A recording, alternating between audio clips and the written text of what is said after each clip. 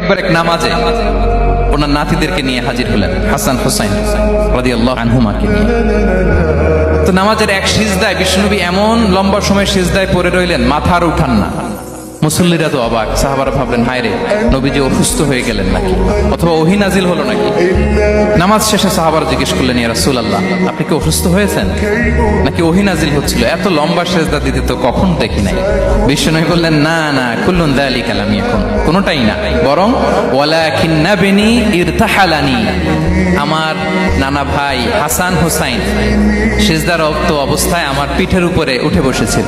ফাকারিহতু আন উআজ্জিলাহু হাত্তা ইয়াকদিয়া হাজাতা, আমি উঠে গেলে তাদের ডিস্টার্ব হবে, এজন্য সিজদায় পড়েছিলাম। যতক্ষণ তাদের পিঠে উঠে খেলতে মনে চেয়েছে তারা খেলেছে, তারা নেমেছে, তারপরে সিজদা থেকে মাথা উঁচু করে দাঁড়িয়েছি। সুবহানাল্লাহ। তা আমরা কাঁধে নিয়ে খেলবো তো দূরের কথা, আমরা অনেকে বাচ্চাদেরকে মসজিদে দেখলে